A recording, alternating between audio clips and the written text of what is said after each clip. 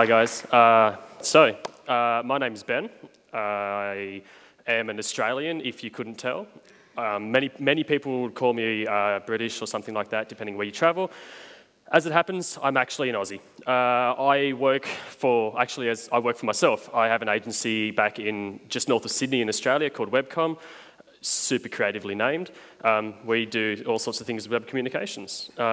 If you want to follow me on Twitter, my Twitter username is Ben_Corlett, and just with a few more followers, I'll be hitting those double figures. What I thought I'd like to do before I get into what I want to talk about is just tell you a little bit about me. I'm not just a coder. I've got other little hobbies and things like that as well. So the first thing that I've been really addicted to lately in the last few years is I do a lot of mountain biking, okay?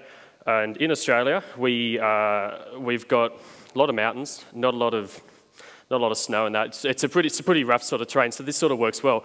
As it happens, this place here is called Thredbo. Thredbo is a ski field part-time in the year, and then the other half of the year they turn it into a mountain bike park. Closer to home, I've got my cattle dog. She's called Zoe, and she's the black and white one. And this is my other little surrogate puppy called Jax. He's actually a mate's puppy, but we get to mind him a fair bit, which is really exciting. I'm kind of obsessed with getting a little bit muddy, which is the source of a lot of fun and pain, but it's kind of good. And to be honest, I'm the definition of everything that's wrong with this world. When I was thinking about what I wanted to talk about this year, I thought back to the keynote from last year where Ross Tuck talked a lot about advice. If you haven't seen this talk, it is probably one of my favourite talks of any conference ever. I personally found it really inspiring, and it sort of resonated with me. That's something I've been trying to work a lot with in the last year. So his talk in general, spoiler alert, goes through a few things, okay? And how to sort of rationalize what advice is, okay? So first thing you need to do when you get advice is you need to consider the source. Who's giving you the advice? What are their qualifications? Why should they give you advice, basically? The second one which ties into this is considering the context in which the advice is given, okay? In Ross's talk, he talks about various different people that have told him what they thought, good and otherwise, and sometimes the context in which the advice is given might not always be good, okay? In order to benefit from advice, you've got to be open to taking the advice, okay? And the more I thought about this morning when Matt was talking about empathy, I could actually see this tying into the empathy thing as well. You need to use the advice, okay? If you think the advice, you've considered the context, and you've taken the advice, you actually need to put it into place. Otherwise, it's just pointless, right? Meditate on it, reflect on it, okay? Once you've used it, you evaluate whether it was worth giving. I tell you what, I've got a lot of advice off a lot of people. Most of it good, some of it not. I've given some, most of it not good, some of it is. You need to give advice, okay? Giving advice is the next step in passing it on, because you always hear people, it's particularly grandparents, they will tell you they're giving you the advice so that you don't make the same mistakes they made, right? That is super valuable. And when you put all that together, this is what we like to call collecting advice. When I thought about all of these things when I was trying to put together a talk for this year, I wanted to talk about something that I've done, some of the advice I've been given, and all of those things. And so what I want to do is basically take all that advice and pass it on, okay? In this talk, I will be pretty opinionated about some things. I will be candid. I will also probably be not very right, but also not entirely wrong. Okay? Not always. Okay, this talk, and no one has any idea what this talk is yet, so this is kind of exciting. It could be anything. I'm just going to... All right. This talk is for enthusiasts, okay? Code enthusiasts, people who like writing code. It's for professionals, okay? That probably sums up nearly all of you, but there's another category that you might also fall under, which would be either employees or freelancers, okay? Now, the workforce in Australia and the world is changing. It's estimated that in the next 5 years, between 30 to 40% of the entire workforce, at least in the States and Australia, which is the two sort of countries I researched, I surveyed the whole country, went around. This is why it's taken me so long to prepare. 30 to 40%, so like 1 in 3, nearly 1 in 2 of us will be self-employed, okay? The beauty about our industry is being self-employed, or even being in our industry, is it really isn't, you're not limited by your physical ability, you know, you're not limited by age. I mean, I know programmers who are brilliant who are like, you know, 50, 60. I know programmers who are brilliant who are half of my age, and that makes me feel old. Our industry is growing at an unparalleled rate. Okay, when you look at many other industries that are diminishing, slowing down, or our industry is sort of weaning our way into theirs, it's a bit like a disease, a good disease, okay? So what I'm going to do is give you some advice on how you might be able to beat the crowd. When I was growing up, I didn't know computers, wasn't interested, didn't know much about them at all. I would like to say my career is a bit of an accident. When I was really young, the thing I wanted to do more than anything in the world was swim with sharks, be a marine biologist, and I thought that would just be amazing. Reality hit, I realised there wasn't that many jobs in it. If you could get one, brilliant. Most people, they don't. So instead, I became a recreational diver. That's me, thumbs up. All right. And so I took what could have been a career, it wasn't really viable, took it into a hobby. Aviation. That was the career I wanted to do from probably about the age of 12 to about 16. All I wanted to do was fly planes. Things happened. I attended a high school that actually had an airport next to it, and that was one of the reasons I went there. The airport closed, all sorts of things happened. It didn't come to fruition, so I just fly for fun. So turns out this is actually my first computer with that really, really trendy white keyboard. I got it when I was 16. Before that, we didn't have a computer at home. We just used to use friends' computers if you had to go and email someone, or you had to go into the library and use the internet to do an assignment. Not long after I got it though, I was in an IT class at school. I thought this could be quite interesting. I was 17 or 16 at the time that I actually started writing. And I wrote some HTML, and it was the old W3 schools. You learn how to do like a form input, maybe a heading tag or something like that. And I just absolutely fell in love with it. I just thought it was amazing. And I think everyone here, the first time they wrote, I'm not talking PHP, I'm talking HTML, right? First time you wrote it, it was like, wow, I'll write this and I'll see this. And for me, that was amazing. Maybe I'm simple-minded, I don't know. It's brilliant. But the other thing, for those of you who are going to get picky and probably already put photos on Twitter, yes, that was Dreamweaver, okay? I used it, all right. So how did I start doing IT really, outside of like, in school? Well, I managed to finish school on the Friday, somehow. Went for a swim on the Saturday.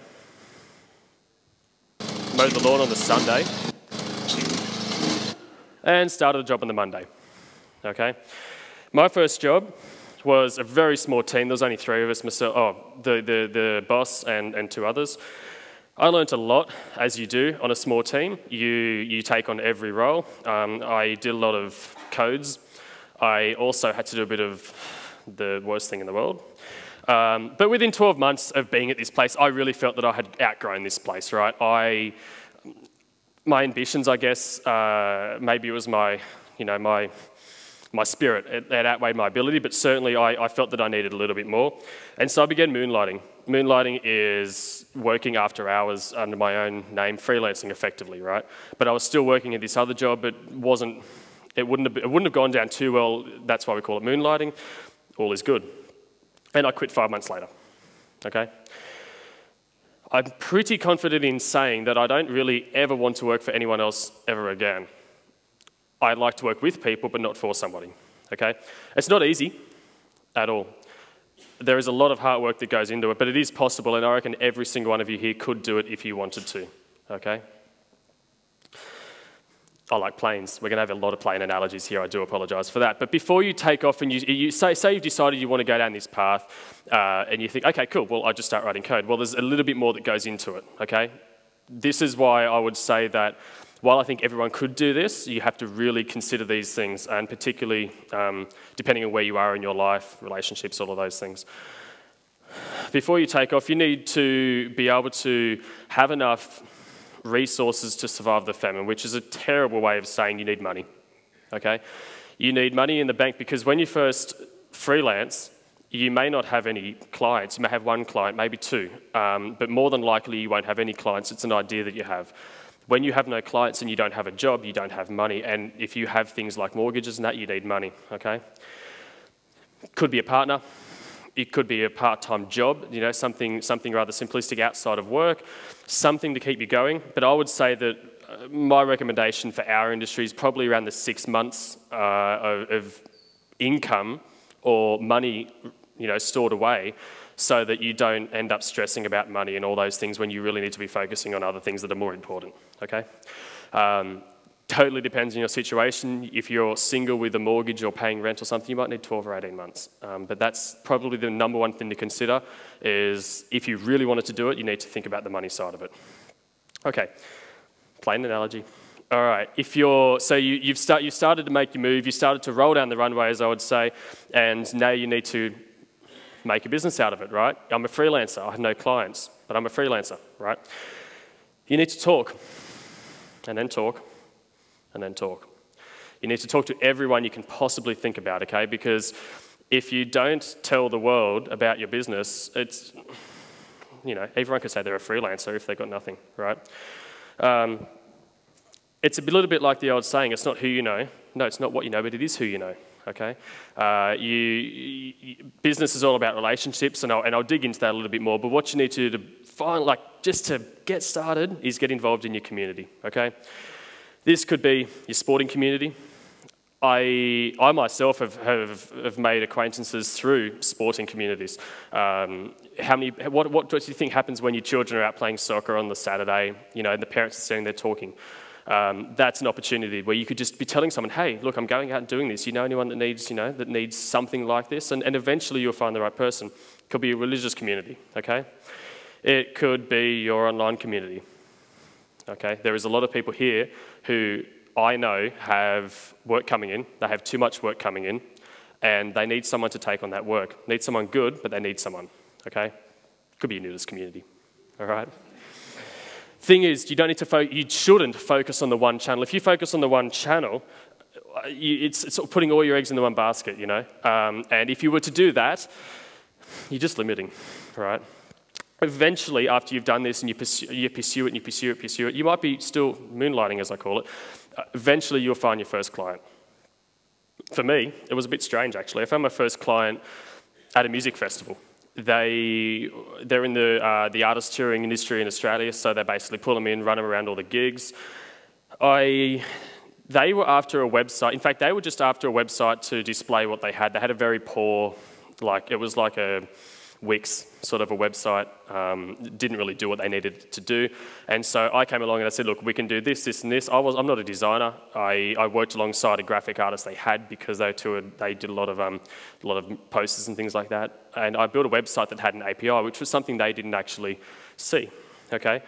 But if you look after your first client, eventually you'll get a second client. Why? Because word of mouth is by far the most trusted form of advertising, okay?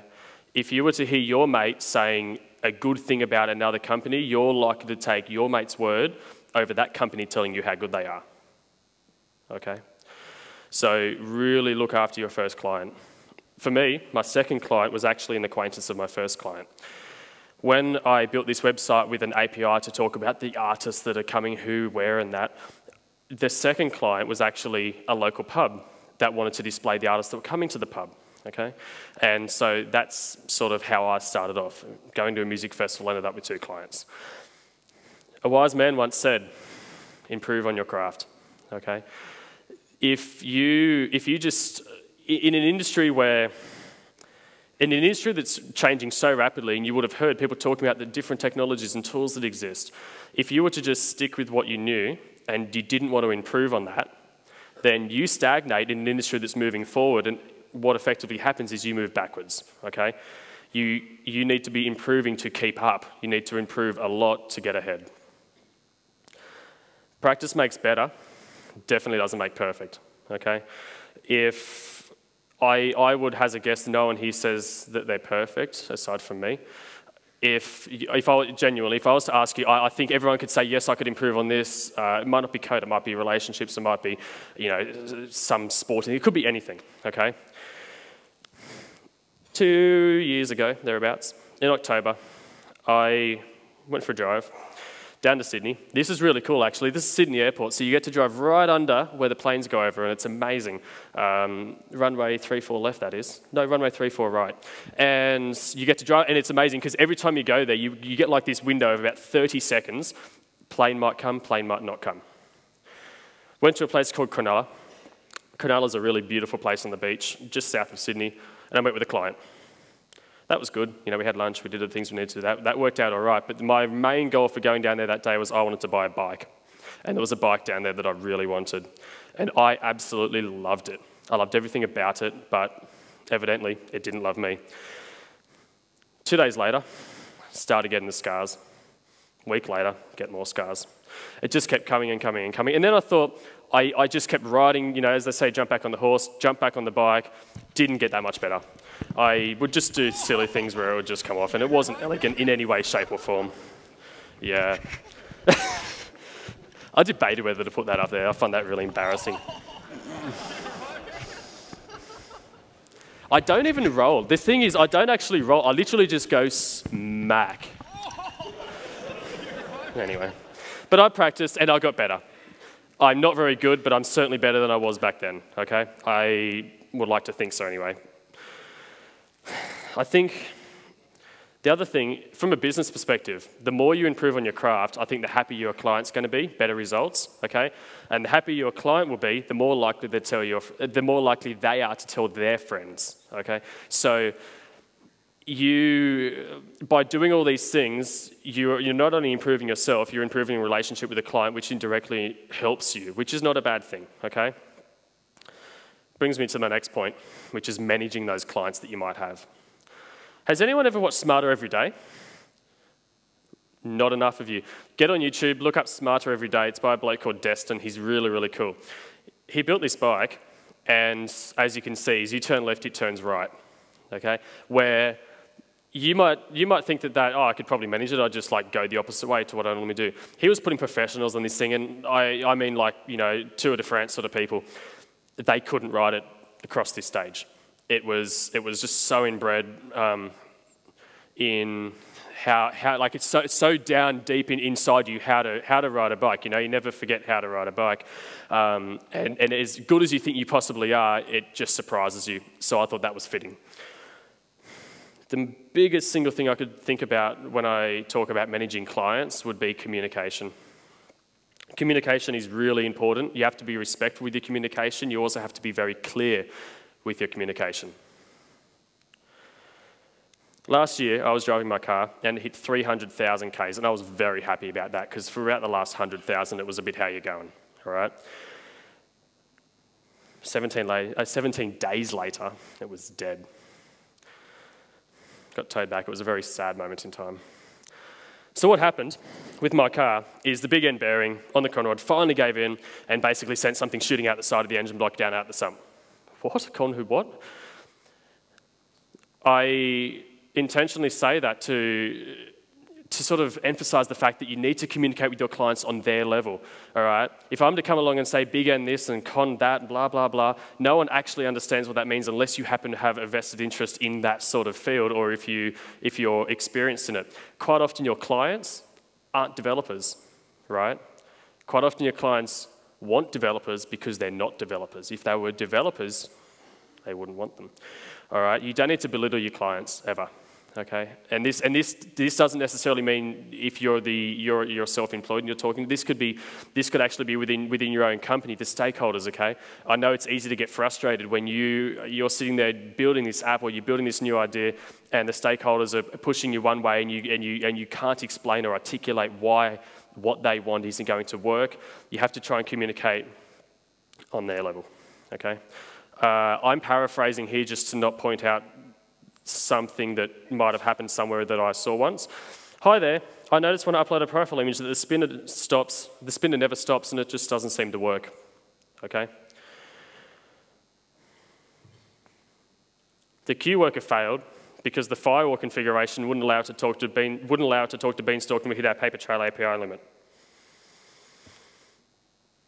I certainly hope no one's ever said that, but the person or the thing I'm referring to is very similar to that, and the problem is that the client, they can't appreciate when you say that, okay? You need to explain in their terms what's gone wrong and how you're going to rectify it. And it's not necessarily when something goes wrong, but what I'm getting at is if you were to come across to a client and just totally use too much jargon, just totally confuse the crap out of them, then it's not really going to help anybody, okay? They're going to become distant towards you and you're not really working together, okay? An example closer to home. I was talking about when I loved writing HTML. When I first started PHP, I remember writing arrays. And they were difficult because you, instead of writing like a number or a string or something like that, you're talking about nested data and all this sort of thing. And I think that all of you can probably say, though you might not want to admit, that arrays were hard when you first started learning them. You imagine a client who's never written any code ever and trying to understand something that's too technical for them, it just distances them, okay? The next thing is quoting. Quoting can be quite scary if you're a freelancer. Quoting is probably the most intimidating part of a job, and there's so many things that you've got to balance.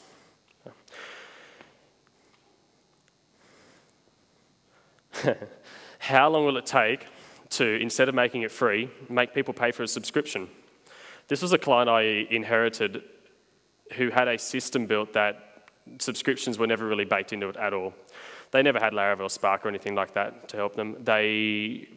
As you would know, if anyone's built anything with subscriptions in it, it's pretty core to your app, right? And the way I could probably translate this is, what's the quickest, nastiest way to monetize my app? Which is all right. They built this app, they've invested all this money into it. The previous developer never thought about the bigger, greater goal, and now these guys are up a creek without a paddle, okay? This really cool blog post by Matthias says, it's usually assumed that you're not going to build it properly, but instead you're quoting to see how quickly you can build it, okay? What you need to be able to do to your clients, and this, once again, can be reflected back into a company with stakeholders or even project managers or anything like that, is why, instead of building it quick, you need to be able to justify why you want to build it properly, or why they need to build it properly, okay? And this comes down to communication, right? You need to start from the basics and work your way into the details. Now, the second one is you need to be very wary of giving ballparks on the spot, and I think that everyone's probably burnt by this, okay? Saw an interesting formula. Actually, it's probably how most of us tend to work when we start, okay? It's X hours plus or minus Y%, right? It's probably 20 hours of work, and yeah, we'll give or take 5 hours for contingency, okay? That's super dangerous. The reason is, we all know the projects that could blow out to twice their budget, right? You can't say 50 hours plus or minus 100%, because that would mean it's possibly no hours or possibly 100 hours, okay? So this is a really, really dangerous way of putting together how long you think something's going to take, and your clients might not like that. Because our industry, it's a bit of a beautiful industry in the sense that we're not just scientific craziness, we're a bit creative in the way that we have to write our code, and if we were to do something right, we need to be rather creative in how we pull it together.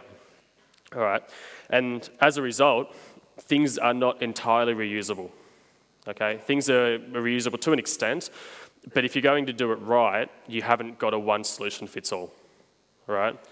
You'll only ever do exactly that thing once. The other thing is deviations or interruptions or unknowns that you didn't expect never, ever, ever make your project go shorter. At least not in my life, they haven't. They always make it go longer. So before you begin thinking about how long something's going to take with this new client, what you need to do is start evaluating the risk in the job, okay? Is it something really, really, really simple? It's just a landing page, takes a form submission, sends it up to MailChimp. Pretty straightforward. Is it a whole big, I hate using the enterprise word. Is it a big enterprise system where you've got a lot of complexity, a lot of unknowns, a lot of systems and things you haven't dealt with, a domain you're not very familiar with? You need to evaluate that risk. And there's a formula which is not mathematical, but it's something that you need. It takes all the factors you need to consider, which is your quote needs to take your time, the complexity, and the risk, okay? And if you can factor all of these three things in, but I would say that risk is probably the number one that I would actually consider, followed by the other two. If you can take all of these things into consideration, your quoting may become a little bit more accurate. Some of the other things you can do is you can break your quote down into milestones, okay? So even if it's a small job, it might only be a 10 or 20-hour job, take you half a week. You still might want to break that down into smaller milestones if that makes you more comfortable, especially when you first start out, okay? Another thing is complexity and risk. They will vary per component. You might be able to pull up the homepage, no worries, on some site you're building, and you might be able to do the MailChimp integration, no worries. But as soon as you've got to start building reports or something like that, where you don't actually know exactly what's going to happen, it might be, it could be anything. Those things have a little bit more risk in them. If you can break them down into their own milestones, then you have the ability to segment what's the most risky for you. Clients, I've always found appreciate the transparency. If you were to have a client ring up and say, I need this, this, and this, and you just come back with an email saying, yeah, no worries, 10 grand. Doesn't mean anything, okay? If you can justify why you are doing this fee of 10, or charging this fee of $10,000, then your client might see that a certain feature that they thought, oh, we didn't really want, and it's going to cost the most, they might actually drop that or change that. It helps them prioritize, and I think that transparency is really appreciated. It's also an easy base for communication if things go wrong or when things go wrong. You might be able to say, look, we got 3 of these things done, the other 2 are a little bit sort of iffy, we might need to actually reconsider. And of course, you can tie your milestones into getting paid, right? So you can actually break it down, which helps your cash flow when you're first beginning, and also helps the client, as well. There's an old saying, Jack be nimble, Jack be agile, all right? My take on agile is pretty basic. I find the world of agile very unique, but my take on it is basically this, all right? 2 to 3 week deadlines. So I try and break a task down into 2 tasks a month, effectively, or 2 deadlines a month. If you're pretty hip, you call them sprints. The other thing that this does, of course, is reduces the client's risk. If the client has a working product at the end of each 2 to 3 weeks, then the most they can possibly lose is 2 to 3 weeks. If the client ends up with a non-working product after 6 months, they've lost 6 months, which is, they might not pay you, but they've also lost that time, and they might need to enter a market at a given period or something like that. It also reduces your risk, okay? Once again, it allows you to communicate with the client to reevaluate your priorities when things go wrong, which they do. No matter what happens, you need to make sure that you deliver, okay? You need to make sure you deliver. If you don't deliver, many things can go wrong. The first thing that will go wrong is word of mouth. There was a statistic which was saying that a business which, and this varies per industry, but I know with retail, a business that has upset somebody, they're likely to tell around 10 people, okay? A business that's impressed somebody, they're likely to tell 1. That's in Australia, that's in retail, that's in hardware. Got that from my old man, right? So based on that, you have to impress 10 times as many people as you disappoint just to stay square, okay? So you must deliver every single time. You've definitely got a moral obligation to deliver, and hopefully a legal one as well. We'll get to that. Getting paid. This is the good part, sort of. You actually have to be aware that when you start becoming a freelancer, that it's actually likely, well, it's actually possible that you might not get paid, okay? I had that once. I won't go into the details of it. It was miscommunication, totally. And I got stung, and it's not fun because at that point I was young and dumb, and I invested probably about a month of my life into it, and things got a bit messy. Reasons why you might not get paid. Biggest one's miscommunication. At the end of the day, the client comes back and says, I thought I was getting X, you gave me Y, or I thought this feature was going to do this, it did that. Either two things happen, you redo it, you're not going to get paid if you don't. You didn't deliver, you simply couldn't deliver. Maybe you took on a job that you thought you could pull off, but you actually didn't have the expertise all the time. That's something that you've got to be careful of, definitely. Possibly the client's just a dick. I like to justify it on that sometimes, but usually it probably falls down into the previous two. You need to protect yourself, all right? The first thing, if you take one thing away from anything to do with protecting yourself here, is just get a contract. They're not expensive. There's a really good one on GitHub called the Killer Contract, or the Contract Killer. Have a look at that thing. That's amazing. If you ever want to go out and just do any small job, get this thing, get them to sign it. It's very simple, breaks it down, and it makes it so much easier to do all this up front rather than just come back ad hoc and say, oh, by the way, I thought, you know. Be transparent, be honest. Speaks for itself, really, doesn't it? Once again, if the client feels like there's a barrier, they're going to get up their defense, and it's not going to work well for either of you. So just be as transparent as possible. There might be something you're not sure you can pull off. You might not be able to do the search indexing or something like that. But what you can do is you can explain to them, you think you've got some people that could help you with this, we could put a team together, pull it off for you.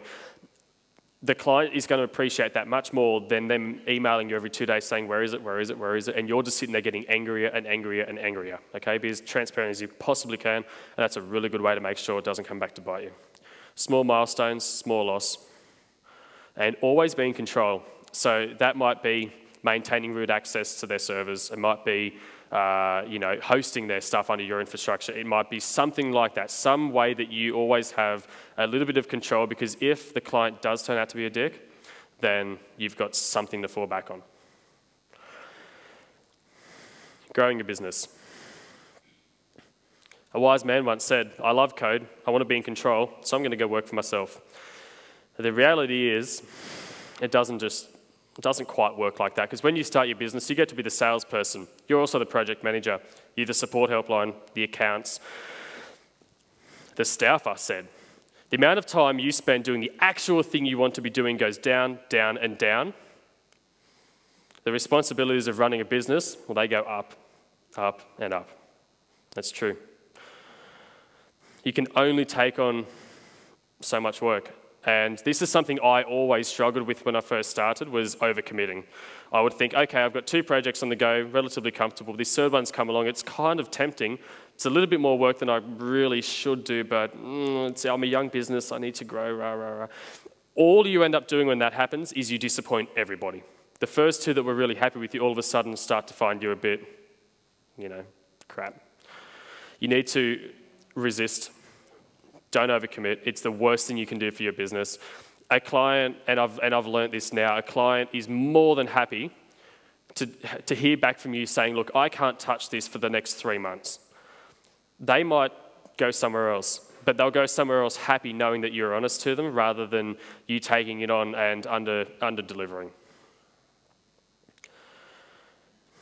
Good leaders are very much able to delegate.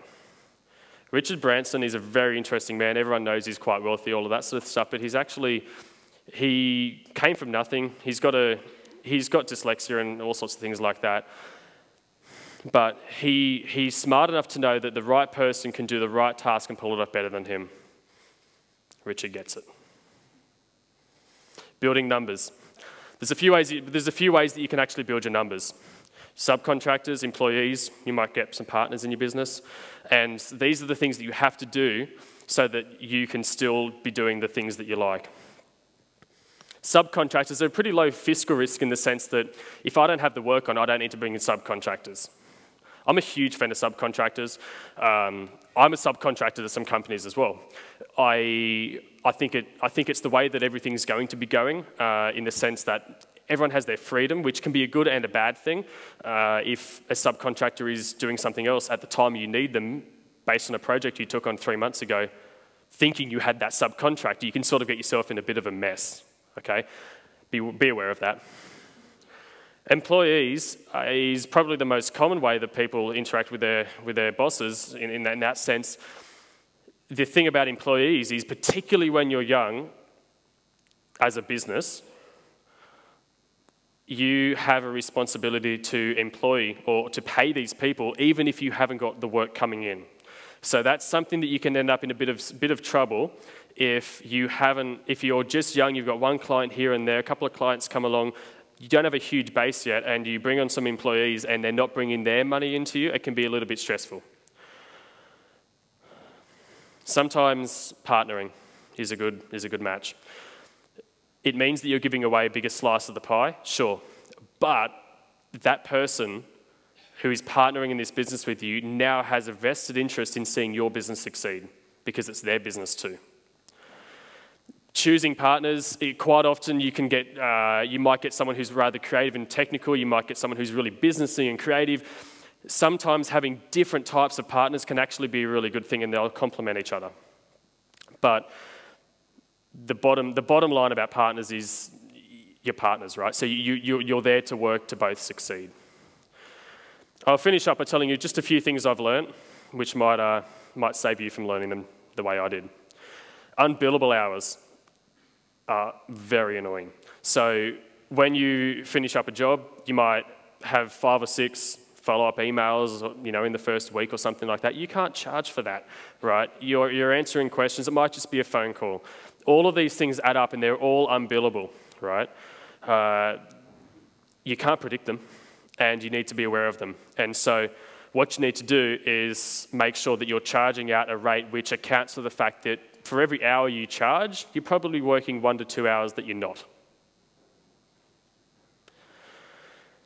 Your hourly rate actually says a hell of a lot about your experience as well. When I'm looking for subcontractors or employees, I don't look at the cheapest one, not at all. I will look at, not necessarily, it's not based on price, right? Cheaper is attractive because you're spending less money, but cheaper also in your mind, subconsciously, you see that as slightly less value because maybe they're not as good as the bloke who's charging twice as much. Your hourly rate, it needs to be competitive, obviously. You never should rip off your clients.